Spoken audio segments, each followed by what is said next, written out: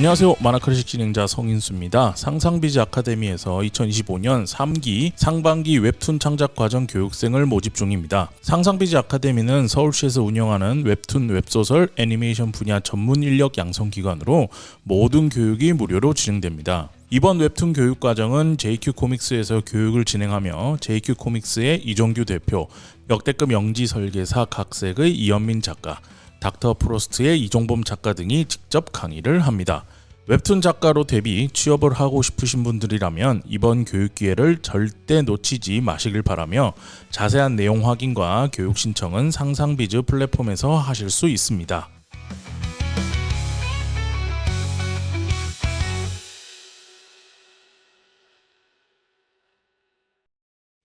네, 2025년 1월 24일 녹음되고 있는 사이드비 만화 사교 클럽 몇 번째 시간이죠?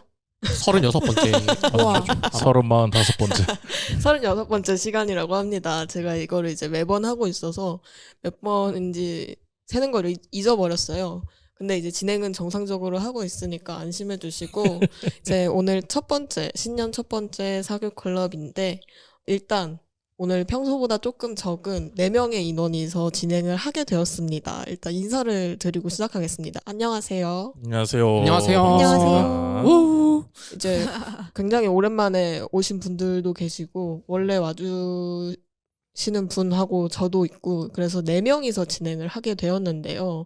일단 오늘 굉장히 오랜만에 이 방에 찾아와 주신 성인수 작가님 안녕하세요. 네, 반갑습니다. 성인수입니다. 패널로 나온 성인수입니다. 네, 그래서 되게 신나 계시는데 내 귀에서 사람들 목소리, 저는 항상 녹음할 때 진행자가 이어폰을 꼽잖아요. 그래서 제 귀에서 여러분 목소리가 거의 안 들리죠. 도청장처럼 샥샥 맨날 이렇게 들려야 되는데 안 들리니까 되게 어색하네. 이런 분위기구나. 좋으시죠? 어색해요. 좋고 아. 나쁘고를 떠나서 들려도 되고 안 들려도 되는데 그쵸, 늘 듣고 계셨으니까. 그런 부분이 좀 어색하고 이렇게 진행을 안 해도 된다는 이 진행의 부담감에서 벗어나니까 똑같네요. 진행병 있으신가 보다. 비슷한 느낌이고. 네. 사실 그렇습니다. 다비님 잘 하시니까. 네. 오랜만에 지금 약간 수업 이제 마지막으로 가고 있어가지고 학생들이 뭐 작업하고 이런 거 말고는 딱히 지금은 터치할 게 없어가지고 오랜만에 오게 됐고, 제가 어쩌다 보니까 금요일 날에 이제 학교들이랑 하는 수업, 연계하는 수업들을 제가 금요일로 다 잡아놨어요. 어쩔 수가 없이 평일에는 일을 해야 되니까. 네. 왜 웃으시죠? 제 얘기가 긴가요? 오랜만에 나타났는데 좀 길게 하면 안 되나요? 아니요, 그게 아니라 그냥 일부러 금요일에 잡은 게 아닐까라는 생각이. 피하기 위해서. 아니요. 제가 그 정도로 쪼잔하진 않고요. 네, 그러고 있었는데 이제 오늘 좀 여유가 돼서 오게 되었습니다. 반갑습니다. 반갑습니다. 네네. 네, 그리고 같이 또 오랜만에 와주신 분이 한 분 또 계신데 녹음방에 오랜만에 찾아와 주신 세민님 안녕하세요. 저 오랜만이고요. 저 녹음방 녹음방 처음이에요? 처음일 수도 있어요. 그런 것 같다. 그쵸? 네. 야, 왜냐면 항상 사교클럽은 늘 맞아요. 오셨는데 다비님은 웹툰이스타 편집을 하니까 네. 항상 귀에 들리는 거야. 내가 매주 듣고 있는데 이게 무슨 소리지 하는 생각을 했어요. 네. 네, 저는 사교클럽 녹음은 처음이고 네. 네, 사교클럽도 한 지금 2달인가 3달 만에 온 것 같습니다. 요즘 만화를 멀리하고 계신다는 소문이. 아니요, 멀리하고 있진 않고요. 그냥 요새 뭐 딴 거에 빠져 계시다는 소문이 그러니까 잦아도 시간이 한정되어 있는데 네네. 요즘 네. 조금 더 좋고 재밌는 게 있었다 그런 거죠. 뭐 사람이 네. 이거 좋아했다 저거 좋아했다 할 수 그쵸. 있는 그렇죠. 건데. 그리고 뭔가 그게 약간 한쪽에 이쪽에 하고 있으면은 또 몇 년 지나면은 또 다시 돌아오게 돼 있어요. 그냥 몇 년 뒤에 올 거다. 근데 만화는 항상 이렇게 뭐 자주 읽든 뭐 적당히 읽든 꾸준히 봤으니까. 네네. 오늘도 오셨잖아요. 맞아요. 맞습니다. 그래서 세민님과도 오랜만에 녹음을 해보게 되었고 네. 그리고 이번 달에도 어김없이 찾아와 주신 선웅님 네, 반갑습니다. 이직에 성공한 김선욱입니다. 와우, 축하드립니다. 축하드립니다. 음. 거의 근 1년이 살짝 넘었죠. 온 지는. 네, 계속 그쵸. 보고 있는데 어. 아무튼 이제 자리를 하나를 받아야 되지 않나 싶습니다. 그래서 같이 왔는데 저는 네. 녹음 안 하는 방에 계속 가고 녹음하시는 곳에 계속 와가지고 맞아요. 오늘 처음 뵀거든요. 원래 녹음방에 상호조아님이랑 선우님이 거의 매번 오셔가지고 하셔가지고 문지기처럼 되게 와우. 재밌게 시간을 베테랑이시네요. 꾸며주시고 계시고 두 분은 선웅님은 네. 그 작년에 이제 12달 중에 저희가 한 달 빼놓고 사이클로 다 했거든요. 11개월 동안 11회를 했는데 네. 6개월 이상 개근을 하셔가지고 우와, 개근 저희가 사람들이세요. 신년회에도 초대를 했어요. 와. 그래서 감사합니다. 오셔야죠. 상호조아님이랑은 두 네. 분은 아마 제가 메일 갔을 거고 네, 링크 메일 왔습니다. 주셨던 걸로 네. 기억하는데 그래서 내일도 여기 또 오실 거라는 거. 네, 어. 맞습니다. 감사합니다. 이렇게 바쁜 설 명절 기간인데. 그러니까요. 아, 맞아요. 이것 때문에 일부러 기차 밀었어요, 저. 아 진짜요? 네네네. 와. 신년회 때문에. 좀 빨리 감사하다니. 저 식은땀이 흐르려고 해요. 뭘 감사할 것까지 자기가 선택한 건데 근데 와주시니까 되게 네. 좋죠. 와주시면 저희 감사하죠. 내일 한 7, 80명 오나? 그 정도 오니까 기빨려요. 벌써. 내 할 바 아니죠. 저는 이제 가두리로 시장만 딱 열어드리는 거고 안에서 본인들끼리 친하게 지내는 건 약간 만약에 이런 스탠딩 파티가 없어서 뭐 그것도 새로운 맞는 사람을 말이긴 해요. 계속 만나야 이제 리프레시. 제가 계속 얘기를 하게 진행병이 있어가지고 네네. 제가 그 얘기를 하게 됩니다. 죄송합니다, 다빈님. 아, 근데 오늘 어차피 뭐 작품도 4개밖에 없는데 얘기 좀 많이 해봐도 되지 않을까요? 어쨌든 그래서 한 6, 70명 불렀고 분명 내일 또 이제 수많은 인프피들이 혼자서 소파에 앉아서 I'm a creep을 외치고 있을 텐데 구석에 좀 네. 놀랐어요. 가만히 저 서 인프피인 거 어떻게 하셨죠? 본인이 인프피이시네요. 제가 인프피 완전 100%라서 저도 인프피. 그래서 이제 이게 뭐 어떻게? 분명 다들 그러고 있을 건데 이제 뭐 그건 이제 본인 손해죠. 어쩔 수 없지. 용기 내는 만큼 이게 해치는 곳은 아니니까 본인이 용기 내는 만큼 재밌게 놀다 가실 수 있는 곳인데 어쨌든 작년에 많이 와놔 주셔가지고 네. 정말 큰 힘이 되었고 소개해주신 만화들 잘 보고 있습니다. 네, 그래서 오늘 이 네 분과 함께 얘기를 해보려고 하는데요. 만화가 4개라서 오늘은 좀 길게 본인이 가져오신 추천하고 싶은 만화들 얘기를 해주셔도 될 것 같은데 네. 처음 얘기해 주실 분이 혹시 있으실지 내 만화를 꼭 먼저 얘기를 하고 싶다 하는 분. 일단은 진행자 먼저 하시죠. 이게 아, 네. 본인이 제가 먼저 얘기하는 게 이제 진행이 편하니까. 네. 네, 저는 오늘 사카우에 아키히토가 그린 에도의 장인들 칸다 고쿠라초 이야기라는 만화를 가지고 왔고요. 굉장히 최근에 나온 만화입니다. 네. 이 띠지를 읽어보면은 제28회 데즈카 오사무 문화상 신인상, 그리고 2024 이 만화가 대단하다 남자편 3위, 그리고 2024 일본 만화대상 3위라는 굉장히 일본에서 나름 알아주는 만화상들을 석권한 멋진 만화인데요. 그래서 소문만 듣고 궁금했습니다. 네, 네, 소문이 저도 작품. 무성하던 만화인데 일단은 저는 이 만화가 어쨌든 상을 많이 받았지만 한국에 나올 수 있을까라는 생각을 되게 많이 했던 만화 중에 하나입니다. 왜냐하면은 일단은 연재텀이 매우 느리고요. 원서로 먼저 읽으셨나요? 네. 저 원서로 단편인 줄 알았는데 읽었는데 장편이군요. 근데 저는 사놓고 훑어본 수준이고요. 왜냐하면은 이게 제목에서부터 나와 있듯 에도 시대의 어떤 장인들, 진짜 장인 일을 하는 사람들 이야기를 다루고 있어서 저희가 다 파악할 수 없는 내용이 약간 너무 좀 많았어요. 고어 일본어가 네, 네. 나온다고 나오고. 그냥 제가 모르는 단어 자체 전문 용어가 너무 많이 나와요. 그래서 저도 음. 그냥 사놓고 이런 만화구나. 근데 국내에 나올까 하는 생각을 하고 있었는데 타이밍 좋게 나와주어서 지금 1권이 종이책으로도 전자책으로도 나와 있어서 편하신 쪽으로 사서 확인을 해보실 수 있고 이 만화는 진짜 말 그대로 에도 시대에 살고 있던 장인들이 이 칸다 고쿠라초에서 장인 일을 하는 내용을 다룬 만화고요. 1권 목차가 통장인, 도검장인, 염색장인, 다다미 장인하고 미장이가 나옵니다. 그래서 다 진짜 에도 시대에서 활동하던 어떤 사람들, 장인들을 다루고 있는데 일단 이 만화의 진짜 재미있는 점 중에 하나는 고증이 너무 잘 되어 있어요.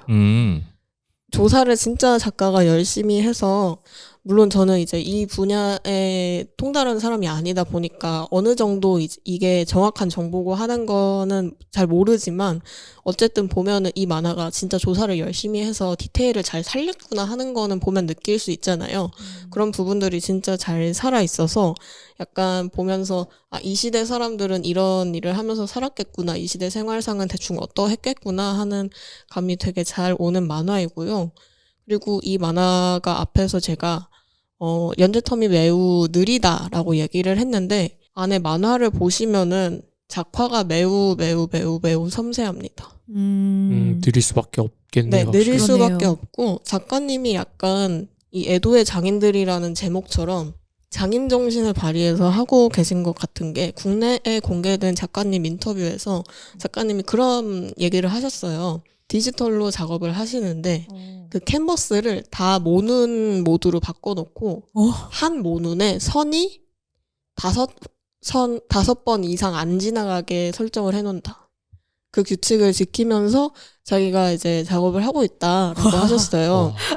그래서 이 작화에 굉장히 공을 들인 만화고 작화에서 그 에도 시절에 있었던 어떤 실제 문화들을 살리려고 굉장히 디테일을 신경 쓴 만화입니다. 그러니까 지금이 레이와인가요? 레이와죠. 레이와의 장인. 레이와의 진짜 장인이시죠. 그래서 이 작가님께서 원래는 이렇게까지 작화에 신경 쓴 만화를 작업하시지는 않았는데 지금 이 만화가 나온 출판사 편집자분을 만나서 이제 조언을 들으셨대요. 작화에만 신경 쓴 만화를 해봐라. 그게- 원래도 전에 만화, 그러니까 전작이 있으신 분인가요? 신인이 아니고? 신인이세요. 신인이신데 이제 이전에 이제 조금 데뷔하려고 조금 아. 단편이나 그런 거를 작업하셨을 때 그때는 조금 더 작화에 힘이 뺀 모드로 작업을 하셨다가 이제 이 만화를 그리면서부터 조금 더 이렇게 진짜 약간 장인을 넘어선 광인의 모드로 만화를 그리게 되신 것 같아요. 그래서 그런 진짜 섬세함을 엿볼 수 있는 만화고요. 그리고 이 만화에 나오는 장인들은 대부분 여성입니다. 그래서 에도에서 여성 장인으로 살아가면서 이 사람들이 겪는 이야기도 같이 볼 수 있고 어떤 단편은 굉장히 이야기성이 낮다고 해야 할까요? 그냥 딱 이렇게 뭔가 모습만 보여주는 느낌의? 이 장인들의 삶의 단편? 그런 거를 보여주는 것 같은 단편들도 있고 이 일하는 것과 이야기가 굉장히 밀접하게 엮여서 짧은 단편이지만 그래도 이야기성이 되게 잘 살아있네 하는 편들도 있어서 한 편을 보는데 되게 다채롭다는 생각이 들었고 2권, 3권 연재가 된다면 그때는 또 어떤 식으로 이야기를 꾸려나갈까 하는 궁금증을 불러일으킨 만화였습니다. 그럼 이게 뭔가 이야기가 이어지는 게 아니라 뭐 끊겨요. 장인 A, 장인 B, 장인 C 약간 이런 구성인가요? 맞아요. 그래서 나중에 가면 이 장인들이 서로 얽힐 일도 있을까 하는 생각은 드는데 일단 지금은 서로 얽히는 이야기가 아니라 각각의 장인들이 챕터별로 나와서 각자의 일을 하는 그런 구성입니다. 뭔가 작화 자체는 되게 뭐라 해야 되지? 무한의 주인 막말의 장? 그 무한의 주인 2부에 있는 그런 작화 느낌이랑 살짝 좀 비슷하게 나는데 되게 건물 하나하나가 세밀하게 잘 되어 있네요. 보니까. 맞아요. 그래서 저는 이 책이 나왔을 때 이북이 제가 기억하기로는 되게 빨리 나와서 거의 종이책하고 비슷하게 나왔거나 먼저 나왔거나 그랬을 거거든요. 그런데 이제 제가 이북을 먼저 사서 보고 재밌네 했는데 종이책을 이제 보니까 완전 느낌이 다른 거예요. 제가 이북도 PC로 봤는데 PC 모드로 봤을 때랑 이 종이책으로 봤을 때랑 느낌이 완전 현저하게 달라서 이 작품은 아직 1권밖에 안 나왔으니까 관심이 있는 분들은 종이책으로 한번 확인이라도 해보시면 좋을 것 같다라는 생각을 굉장히 많이 했습니다. 종이책으로 보는 게 훨씬 좋으셨다는 얘기인 네. 거죠? 이 디테일이 종이책으로 봐야지만 보이는 것 같아요. 이 약간 만화는. 그 섬세한 작가들은 좀 그런 것 같긴 해요. 그쵸. 신부 이야기도 되게 맞아요. 이북으로 볼 때랑 그 심지어 또 큰 판형으로 또 새로 맞아요, 나왔었잖아요. 맞아요. 그러니까. 그 판형으로 볼 때 제일 좋죠. 맞아요. 그런 느낌이 있습니다. 제 주변에 에도 시대를 굉장히 좋아하는 분이 한 분 계세요. 정말 좋아하시거든요. 그래서 저는 이제 그분한테 귀동냥으로 들은 거로는 에도라는 그 시대의 그곳이 뭐랄까 전 세계에서 5손가락에 들 정도로 인구가 밀집돼 있었던 도시고 100만이 넘게 살았으니까 100만이 넘게 살면은 거의 그 당시로는 메가시티고 그러면은 이제 문화생활이라는 게 꼽힐 수밖에 없고 우리가 우키오에라고 얘기하는 것부터 시작해서 그런 것들이 그러니까 장인들이 발달할 수밖에 없는 그러니까 중상인들도 뭔가를 먹고 살 수 있게 되니까 그 돈으로 뭘 사게 되는 그런 시대가 되어서 문화적으로 굉장히 융성했다라고만 듣고 있었는데 이제 그 시대의 장인들을 다룬다고 하니 저 책이 처음 저한테 어느 날 그 네. 사무실에 왔더니 저 책이 제 책상 위에 딱 올려져 있더라고요. 음. 그래서 이게 또 어디서 보내주셨나 보다 감사하게라고 생각했는데 제목을 딱 보고 애도의 장인인 거예요. 그래서 저는 읽지도 않고 그분에게 바로 갖다 줬어요. 당신부터 읽으라고. 그랬더니 이제 그분께서 그러니까 갑자기 찾아오셔가지고 이 책 혹시 성인수 작가가 내 자리에 올려놨냐면서 하면서 너무 싱긋 웃으시면서 최근에 본 미소 중에 제일 밝은 미소로 그래서 제가 아직 저한테 온 선물인데 제가 읽지도 않고 일단 자리에 올려놨다 이랬더니 너무 감사하다면서 역시 막 읽고 나서 페이스북과 인스타에다 글을 막 올리셨더라고요. 그래서 갑자기 그분 생각이 나네요. 그래서 그분은 앉혀놓고 한 6시간 7시간 하던 에도시대 이야기를 쭉 얘기할 수 있는 네. 분인데 그리고 오늘 저 책이 제 자리에서 다시 돌아왔어요. 에도의 장인이. 그래서 저는 이번 주말쯤에 한번 보게 될 것 같은데 표지에서부터 이제 작가가 느껴지는 거죠. 나는 이 시대를 고증을 제대로 했고 그래서 나는 보여줄 거야. 이 시대를 비주얼적으로 어떤지를 보여주고야 말 거야 라는 생각으로 뭐 저 나무 같은 거 재단해 놓는 거라든지 이런 것들도 다 일부러 저런 식으로 그러니까 보라고 정보량을 올려서 저렇게 그림까지 그려놓은 거 하는 것만 봐도 작가가 저 이야기에 얼마나 진심인지 좀 알 수 있는 것 같습니다. 쪽 에도라는 시대뿐만 아니라 약간 장인들의 일에 좀 관심이 있는 분들이 읽어도 충분히 재미있을 만한 그런 만화입니다. 장인이라고 하는 게 요즘 시대랑은 조금 안 맞는 부분이 있는 것 같아요. 우리가 사는 시대에서 장인이 뭘 만드는 것보다는 어쨌든 공장에서 빨리빨리 그쵸. 찍어내서 만드는 거를 한 게 있었다면 저 당시의 장인들은 그 공장에서 찍어내는 만큼의 물량을 손으로 다 만들어내서 어쨌든 그 100만 도시의 사람들이 문화 향유를 할 수 있게 한 거니까 굉장히 퀄리티가 높았을 것 같고 그리고 엄청난 수준의 인간이 도달할 수 있는 수준의 엄청난 수준에 도달해 있을 것 같은데 뭐 계속 나올 거니까 한국의 책이 네.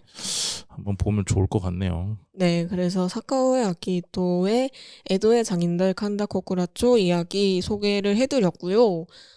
다음으로 혹시 얘기를 제가 하고 싶으신 분? 네. 하겠습니다. 오, 그냥 이렇게 돌죠. 네, 좋습니다. 좋습니다. 이건 원래 진행자의 고유 권한이라서 침범하지 말아주시길 바랍니다. 아니요, 이렇게 돌게요. 아 진짜. 이제 하이라이트를 장식해 주시는 걸로. 네, 제가 오늘 가져온 작품은 네. 그 야마지 히데노리 작가의 소아라와 마물의 집이라는 작품입니다.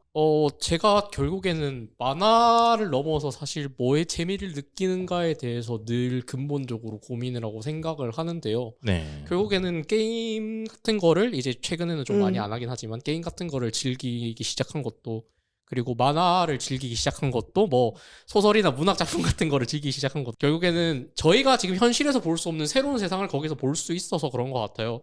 그런 게 제일 잘 나타나는 작품 중에서 게임 작품 중에서 하나가 뭐 젤다의 전설 같은 거고 네. 그런 의미에서 제가 초반에 이제 가져왔던 작품 중에서 그 좀 잘 안 알려졌지만 제가 되게 재미있게 읽었던 그 마녀의 괴아집 같은 거도 그런 스탠스에서 계속 이어간다고 네. 생각해요.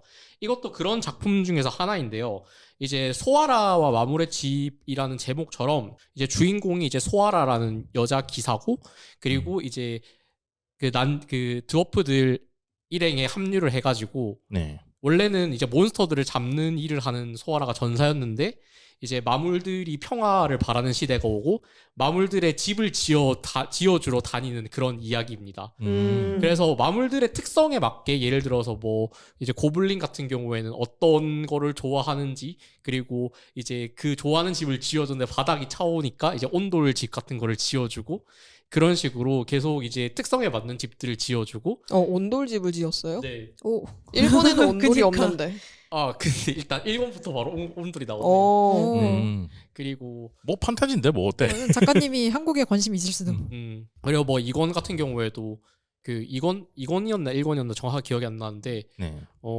네, 그 늑대 인간과 이제 인어 간의 이제 이룰 수 없는 사랑 같은 거를 이제 그 해양과 이제 늑대 인간이 살 수 있는 영역을 같이 공동 공간을 집으로 만들어 가지고 이제 그렇게 커플이 이어지게 하는 그런 내용도 있고요. 늑대 인간과 인어란이 되게 네. 특이한 조합이네요. 1권 마지막에 시작해서 2권에서 나와요. 네. 어. 진짜 뭐라고 해야 되지?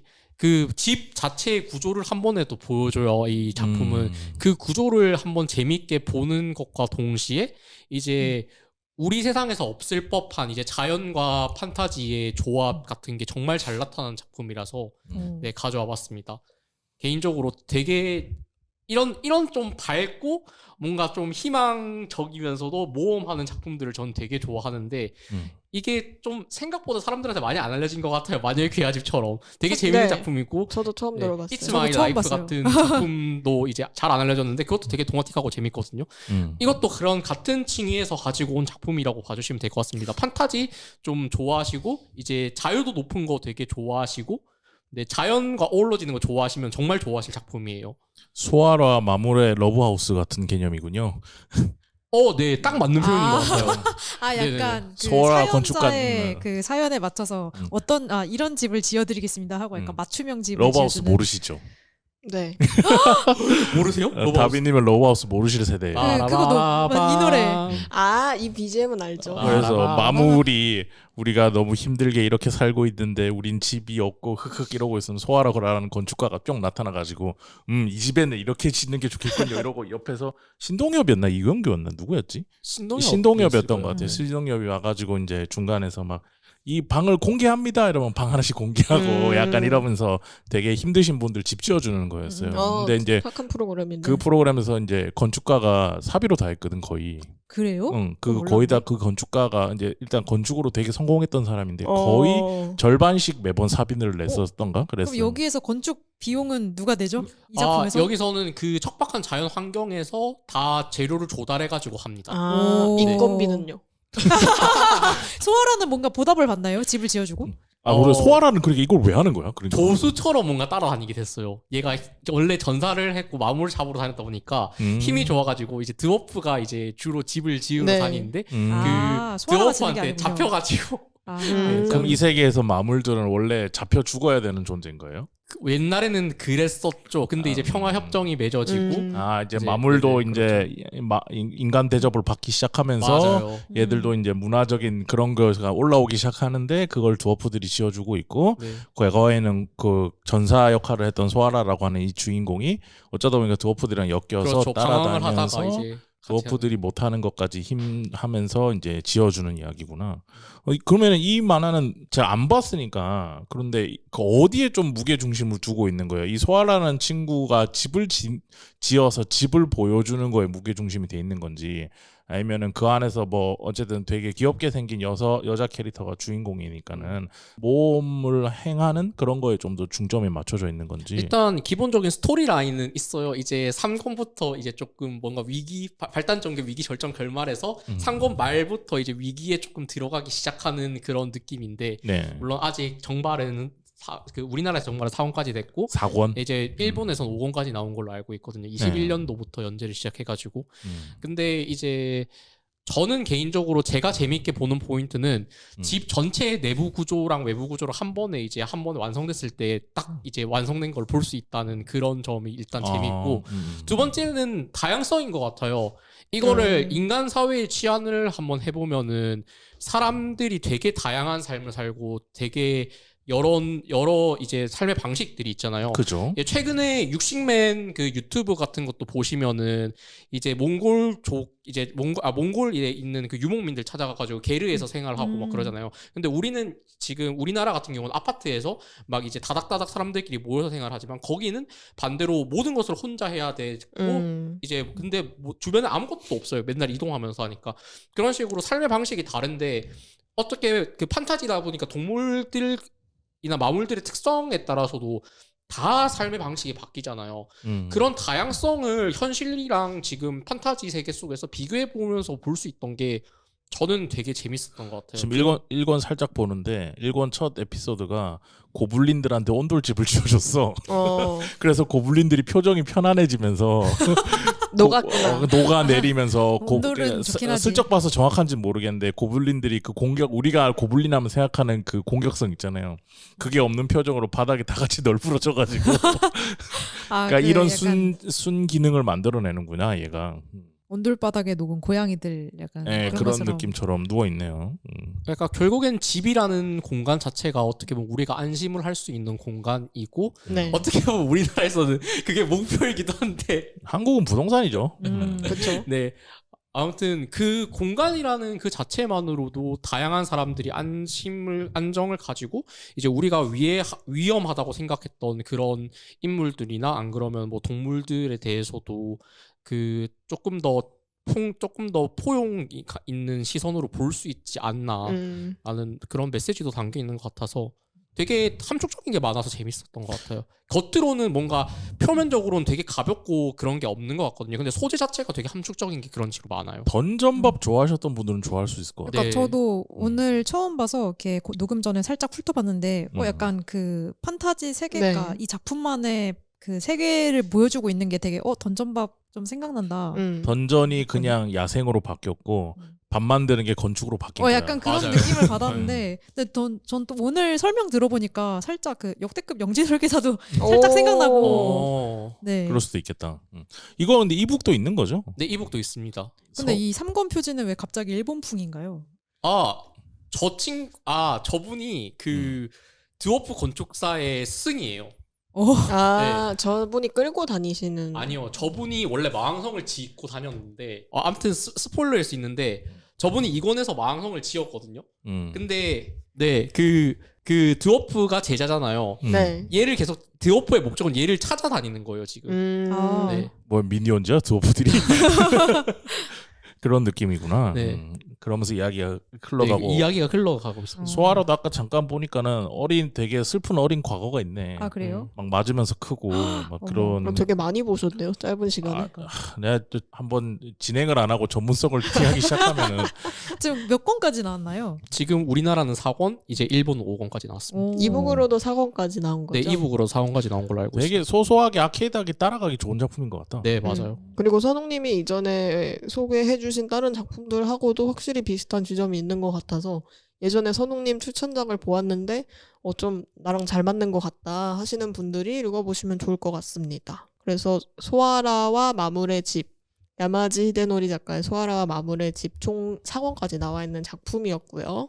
네, 다음은 세민님 소개를 해주시면 될 것 같습니다. 네, 제가 오늘 소개할 작품은 네. 너무 유명한 네. 토가시 요시히로의 헌터헌터입니다.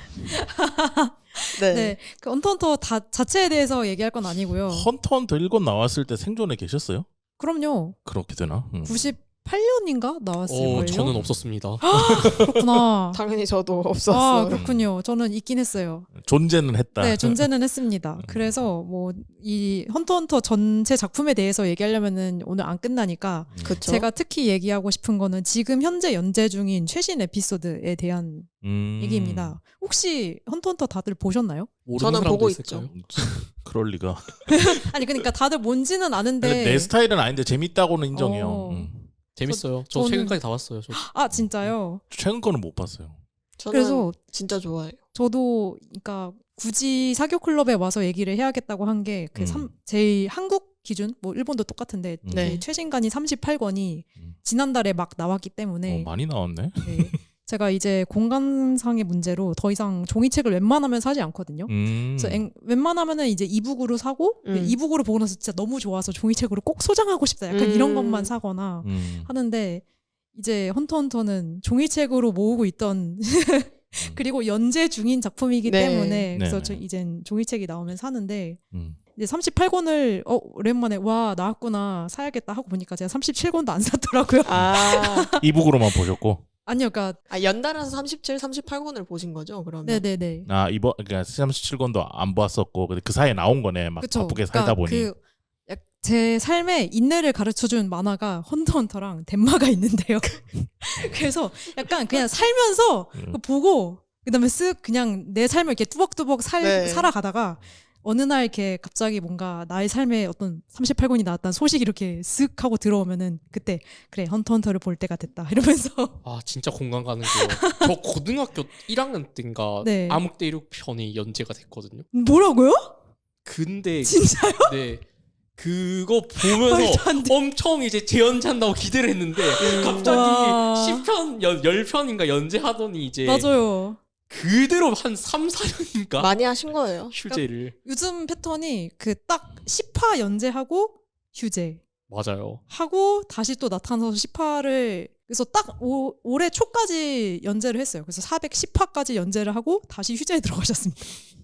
근데 약간 이제는 그 초반에는 막 토가시가 막 드래곤 퀘스트 하느라 막 다른 거 하느라 만화 연재 안 한다 이렇게 욕을 많이 먹었지만 사실 이제 건강 문제 때문이라는 아파서 게 그러신 거예요. 너무 보통 때문에 그렇죠. 네, 너무 이제 알려졌기 때문에 안타까운 마음으로 이제 그냥 저는 연재를 해주시면은 감사합니다 하고 보는 편인데 그래서 이번에 38권을 사면서 봤는데 38권 내용을 봤는데 앞에 내용 디테일이 기억이 안 나는 거예요. 37권을 봤어요. 기억이 안 나는 거예요.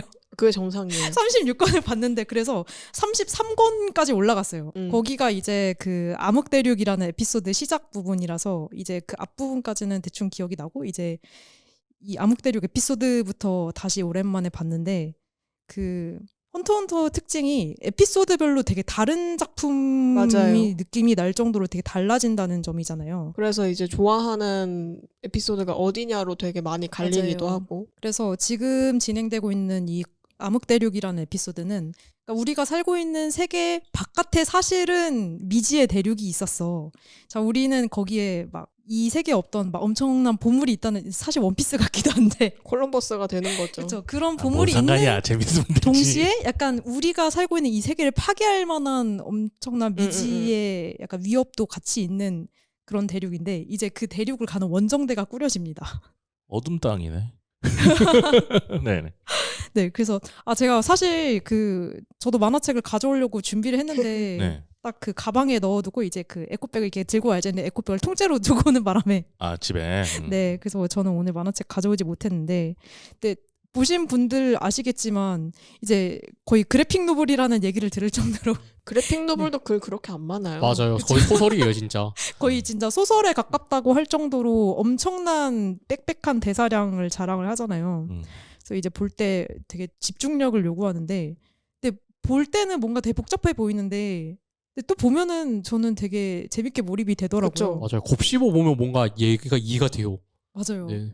그리고 특히 암흑대륙 편이 이게 어디까지 가나 싶을 정도로 이렇게 초반에는 와 그래 암흑대륙에 가는구나 하고 처음에 그 암흑대륙 원정대가 있었는데 또 여기 헌터헌터 세계관에서 되게 인물들 간의 갈등 관계가 굉장히 복잡하잖아요. 네. 심지어 지금 주인공은 약간 리타이어돼서 주인공은 안 나오고 이제 주인공의 친구였던 크라피카라는 인물이 지금 거의 주인공격이 돼서 약간 그 친구를 주변으로 이야기가 펼쳐지고 있는데 그 보통 만화에서는 약간 보는 독자들의 편의를 의식해서 몇 명의 주요 인물들만 이렇게 찝어서 보여주잖아요.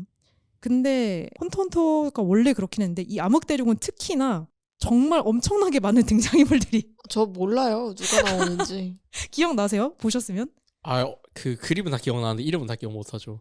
그래서 이게 네. 지금 암흑대륙 편이라고 말씀을 하셨는데 지금 헌터헌터에서 진행되고 있는 에피소드는 사실 암흑대륙 가는 배 안에서 진행되는 맞아요. 왕위 계승전 편이에요. 네. 근데 왕위 계승 전만 벌어지지도 않아요. 이게 맞아요. 문제야.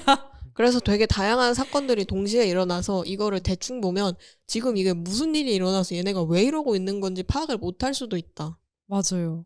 그래서 제가 오늘 그래도 얘기를 해야 되니까 종이를 약간, 들고 오셨어요. 네, 정리를 해야 될 것 같아서 뭔가 그림을 그려봤는데 너무 약간 세력별로 너무 많은 게 일단 그 말한 크라피카라는 친구가 있고 이 친구는 또 약간 복수를 하는 목적이 있죠.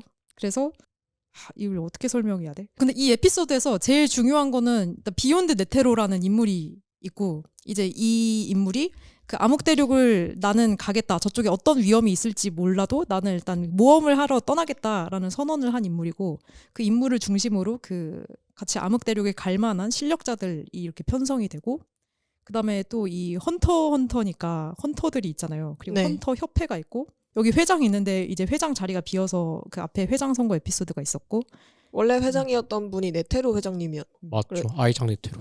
그래서 그 자리가 비고 또 근데 그 회장을 보자는 또 그 시비지라는 또 중요한 인물들이 있고 다음에 그 헌터헌터를 진짜 자기 목숨처럼 생각하는 분이 한 분 계세요. 누구요? 누구요? 만화 공업단지 단장님이라고 아 정말요? 목화라고 하는 네. 대표님도 아니야 단장님이라고 다 불러요. 단장님이시구나. 그런 분이 한 분 계신데 네.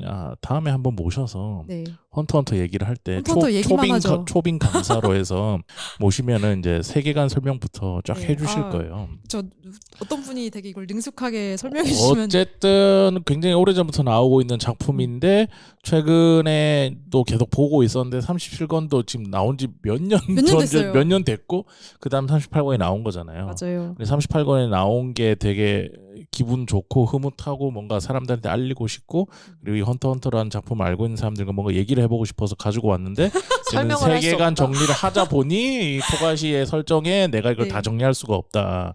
그래서 만약에 굳이 이 얘기를 하고 싶으면은 다음에 네. 저희가 헌터 편을 따로 녹음할 때 좋아요. 초빙을 하겠습니다. 좋습니다. 근데 좀 네. 그 생각도 드는 게 음. 조금 어두운 소아라 마무리 집 같은 느낌이에요. 헌터가. 그래요? 반대로 그런가? 헌터가 밝은 이제 그 소아라 마무리 집 밝은 헌터일 수도 있고. 어떤 부분에서요? 결국에는 모험을 하잖아요. 그 모험을 그쵸. 하면서 이제 새로운 세상을 볼 수 있고 네. 그런 측면에 있어서 전 되게 헌터를 좋아했거든요. 되게 재밌는 거 많잖아요. 그리드 아일랜드라든지 오크신 맞아요. 시티라든지 되게 다양한 환경에서 물론 인물들 간에 복잡하고 좀 피 튀기는 그런 게 있지만 완전 새로운 네, 세계를 맞아요. 보여준다는 점이 있죠. 그런 측면에 있어서 되게 헌터랑 그러니까 좋아하는 작품의 결에서는 좀 비슷했던 것 같아요. 좋아하는 이유가. 그러니까 저는 특히 암흑대륙 에피소드를 얘기를 하고 싶었던 게 네. 이게 지금 이렇게 단기간에 안 본 사람한테 설명하기 너무 힘들 정도로 엄청난 인물들이 나오는데 전 이게 되게 재밌었던 게 그러니까 앞에서 말한 것처럼 만화에서는 사실 보는 사람들의 편의를 생각해서 현실과는 다르게 딱 몇 명의 인물만 이렇게 찝어서 그리고 그 사람들이 뭔가 같은 목적을 가지고 있는 것처럼 되게 축소화해서 보여주잖아요. 근데 이 헌터에 지금 이 에피소드만 한 100명 넘는 인물들이 나오는데 서로 각자 이해관계와 갈등 관계가 되게 다르고 한 인물이 하나의 목적만 가지고 있지 않아요. 예를 들어 그러니까 지금 아마 헌터를 재밌게 보신 분들은 다들 환영여단이라는 네. 단체에 대해서 뭔가 약간 그게 그 사람이에요. 약간 그 그리움과 뭔가 이렇게 들었을 때 아련한 느낌을 받으실 텐데 이 또 환영여단이 이 암흑대륙을 가는 그 배 안에서 히소카 죽이기 하러 온 그쵸? 거잖아요. 그러니까 또 이 대륙을 가는 그 왕국이 있고 그 왕국에 14명의 왕자가 있는데 그 왕자들끼리 서로 왕위 쟁탈전을 하는 와중에 그 환영여단도 거기 껴있어서 히소카를 죽이려고 하는 동시에 그다음에 여기 이 배 안에 있는 보물을 훔치려는 약간 이런 여러 가지 목적을 가지고 있는 거. 그리고 뭔가 부하들도 그냥 단순히 그러니까 예를 들어 이 왕자가 한 14명이 있는데 그 왕자를 호위하는 사람들도 모두 다 이 왕자만 생각하는 게 아니라 사실은 위계가 높은 왕자의 부하라서 사실은 얘를 위하는 척하면서 약간 해하려는 마음을 가지고 있다던가 약간 이런 모든 사람들의 이해관계가 굉장히 복잡하게 얽혔는데 이걸 또 따라가면은 그렇게 또 복잡하지도 않아요. 약간 저는 그게 아니에요. 재밌어요. 복잡해요. 나 안 보는 이유가 있어. 근데 저는 진짜 모험이라는 측면에서 토가시 작가가 정말로 미웠던 게 네.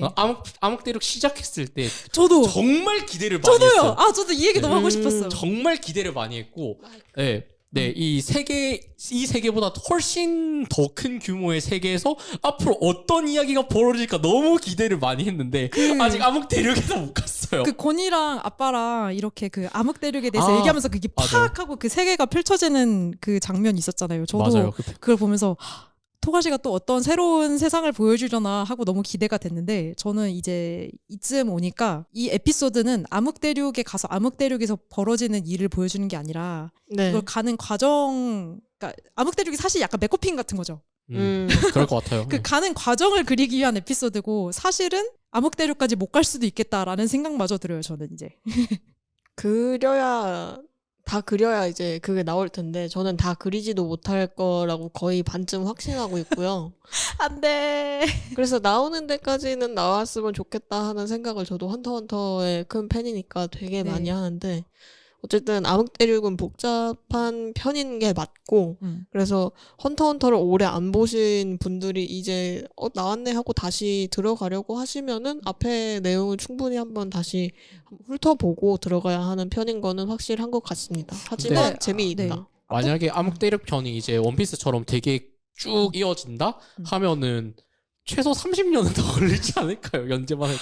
근데 지금 이것만 해도 저는 크라피카랑 사왕자랑 만나서 어떻게 될지도 사실 지금 너무 궁금하고, 그래서 이 왕위 계승전에서 이 크라피카가 호위하고 있는 14왕자는 과연 살아남을 수 있을 것인가, 그래서 왕은 누가 될 것인가, 그리고 환영여단은 히소카랑 어떤 결말을 맺을 것인가, 그리고 또 이 왕국 말고도 또 그 배 안에 마피아 조직이 있어요. 이 마피아 네. 조직도 그 왕자들이 이렇게 뒤를 봐주고 있는데, 지금 완전 최근 에피소드에서는 또 이 마피아들이 되게 주역으로 나오고 있단 말이죠. 그래서 이 마피아, 여기서부터는 진짜 이렇게 스포일러가 될 수 있는 내용이라서, 이 마피아들이 생각보다 이 세계에 큰 영향을 미칠 수도 있어서 이들이 또 어떤 행동을 할지 너무 궁금한 것들이 이렇게 다각적으로 겹쳐져 있어서 이 흐름의 결말을 보고 싶은데 과연 잘 마무리될지 모르겠습니다. 네, 뭐 사실 이거 얘기만 하다가는 한 8시간, 9시간 그러니까요.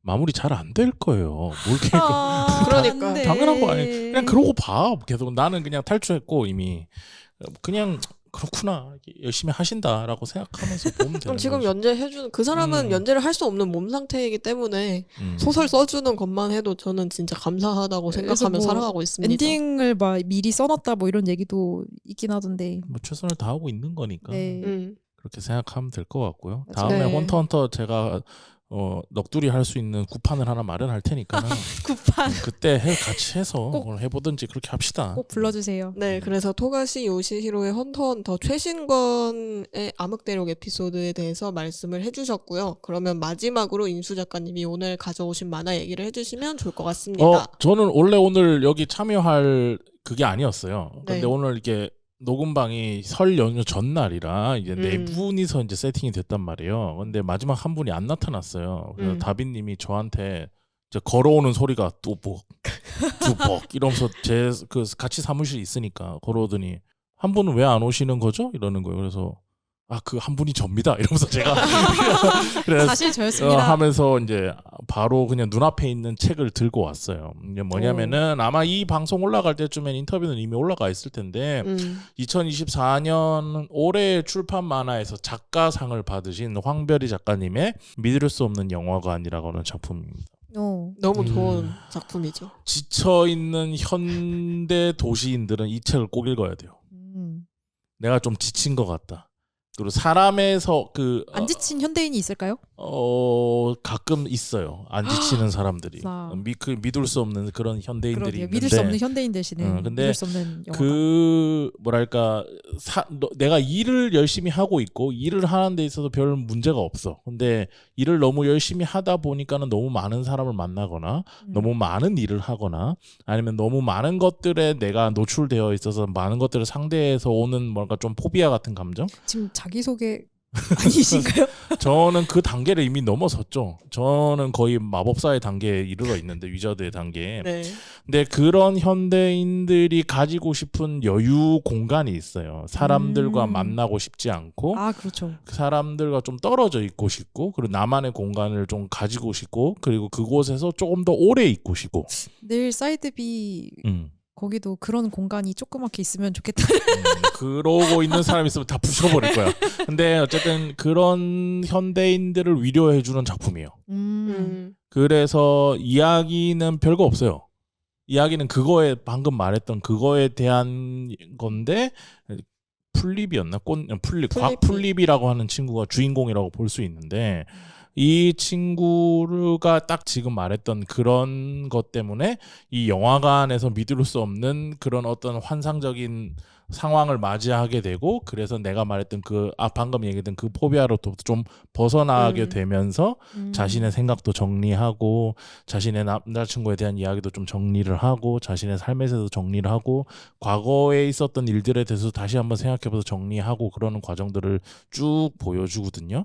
그런 내용이라서 지쳐있는 현대인들한테 꼭 추천하고 싶은 작품이고 이야기는 그리고 작가 황별이라고 하는 사람이 드디어 이제 이 만화판에서 이름이 퍼지는 시기가 되었구나 그렇죠. 라는 생각이 드는 작품인데 황베리 작가님이 처음 만화를 만드신 게 2017년인가 18년도 그때부터 작업을 시작하셨어요. 그리고 그때 딱 저도 독립 만화 할 거라고 이제 시작하던 단계라서 아무도 황베리 작가님을 잘 모를 때 그리고 황베리 작가님도 내가 만화에 맞나? 만화가 내가 할 수 있는 예술 도구가 맞나라고 막 고민하면서 단편들을 막 만들고 계시거나 장편 만화들을 만들고 계실 때 그때 저희가 처음 만났거든요. 그래서 사이드 B가 지금 있게 만드는 첫 번째 전시인 정신과 시간의 만화방 2호점이라는 곳에 황베리 작가님이 그때 참여를 하셨었어요.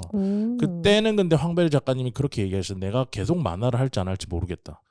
나한테 적합한 도구인지 모르겠고 아니다고 싶으면 나는 시원하게 다른 걸로 떠날 거다라고 얘기를 그게 몇 했었는데 년쯤이었죠? 2019년. 벌써 6년 6년 전이네요. 전이네요. 그저 이제 5년 전이라고 보시는 게 맞죠. 지금 1월이니까.